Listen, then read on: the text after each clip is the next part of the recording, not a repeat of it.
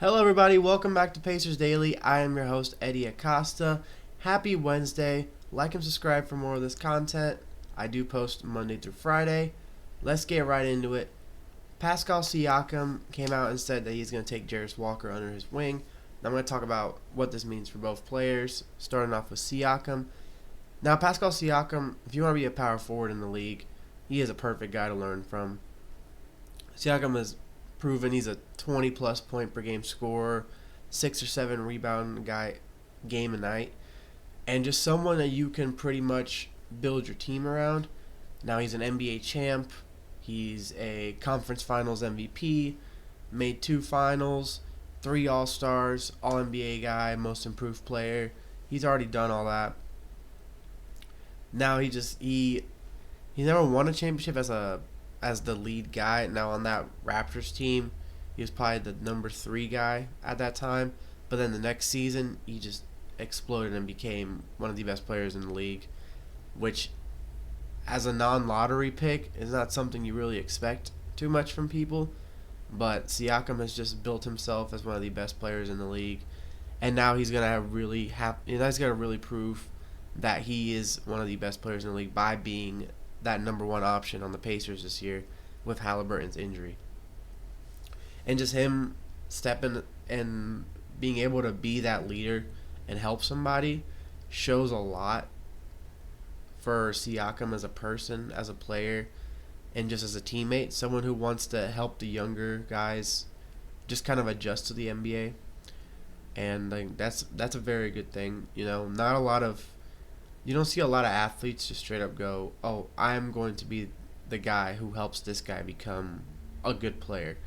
Because we've seen in the NFL when a quarterback, when a veteran quarterback, and then there's a rookie quarterback or a second-year player that goes to the team, and then they become the starter, and then the other quarterback's just like, "Oh, no, I'm here to compete. I'm not here to train." Well, at the end of the day, you're teammates. You want to help these guys out. So I'm glad Siakam has that right mindset. Now, how this works for Walker? In any way, Walker has a really good skill set. I mean, he's a good three-point shooter. He's a good passer. He's a good dribbler. Very good ball handler for his size. Now, his consistency and his turnovers are still a big, big red flag. But at the end of the day, he's about to be 22 years old, coming up, from what I know. And there's just a lot for him to learn, a lot for him to really take in. I mean, he was a lottery pick in 2023, 8th overall, and he has shown some flashes. He had that one game where he just couldn't miss, went 6 for 6 for 17 points, 5 of 5 from 3. He has games like that, but then there's other games where he goes in, it's maybe 0 for 4, 2 turnovers. And that's just not the kind of games we need from a player like him. So him being able to learn under Siakam, who is the perfect player to learn if you want to be a good power forward in the league. And that's probably where Walker's going to end up really playing, is that 4 position. And, kind of seeing how him and Obi Toppin split those minutes off the bench. Or if Walker plays the 3 or Toppin plays the 3, they both can play both positions. And we already have the center set, so they don't really have to worry about playing the 5. Walker's also one of our better defenders off the bench. We've seen him get good steals, good blocks. It's not crazy numbers, not crazy averages, but he's capable. Now it's that time of the video where I talk about a random free agent. We're going to talk about Alec Burks today, 34 years old, shooting guard. We have some good guard depth, so I'm not really going to go too into detail as to why Alec Burks would be good on this team. But still, at 34 years old, he is one of the better three-point shooters in the league. He always has been a good three-point shooter, especially his early career with Utah. Played multiple seasons there and then kind of bounced around the league. He was in Cleveland, Sacramento, Golden State, New York, Detroit, recently in Miami. But he's a guy who's had big moments in the playoffs, who's just been able to stick around the league for a long time. Now, he was, again, another lottery pick, never really became a star or anything, but always was a very consistent scorer. When he averages over 10.6 points per game in his career, and obviously averaging 10 points in the NBA for a career is not exactly easy, especially for a guy whose big role has kind of either been like fringe starter or six man. But if he did end up coming to Indy, I don't think it's a bad idea. Get him on the minimum contract, and once again, like I always say, a veteran presence off the bench is a good presence, just because they could teach the younger guys. We have Matherin, who plays that same position, and we got the rookies who play the same position. So there's a lot of people that could learn from someone like Alec Burks, especially with his consistency from behind the arc.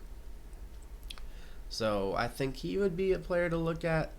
Now I don't think the Pacers are really going to go for anyone in the next few days or few weeks, but he would be an interesting one. And now, last but not least, this is just an important message for the Pacers and themselves. Don't really just settle with being okay this year. Now, if it happens and if the team just kind of malfunctions without Halliburton, that's one thing. But this team has more heart than any other team in the NBA. I mean, no one had this team going to the NBA Finals. Most people had the Thunder going or winning, but no one had the Pacers. We were the fourth seed, but we weren't the favorites in round one, even with home court advantage. We absolutely were not the favorites in round two against Cleveland. Not one person had the Pacers beating the Knicks either. If you saw all those ESPN things where everyone was like, oh, Cavs in 5, Cavs in 6, Cavs in 7, Knicks in 5, Knicks in 6, Knicks in 7. And we absolutely were not the favorites in the finals either. And obviously we didn't win that, but not a lot of people had us even taking it to a game 7. They had Thunder in 4-6. So Pacers can do this. Pacers can get far. They just got to put their heads together and just play their game. It's kind of like, if anyone watches soccer, it's kind of like Barcelona. Barcelona, back in the early 2010s, maybe even earlier, it's just passing game, pass until you get the right shot. Now, obviously, it's a lot different in basketball because you got 24 seconds and you got to be up the court. In soccer, there's no shot clock, and you can just pass around the back, go forward, go back, whatever you need to do to try to make the right play. But, just pass, find that right play, find that right shot. Don't settle into contested jumpers. That's something that a lot of players have had issues with in the past. And just make sure you find that best shot and make sure you find that best pass. As always, I am your host, Hery Acosta. This is Pacers Daily. Boom, baby, and go, Sirs.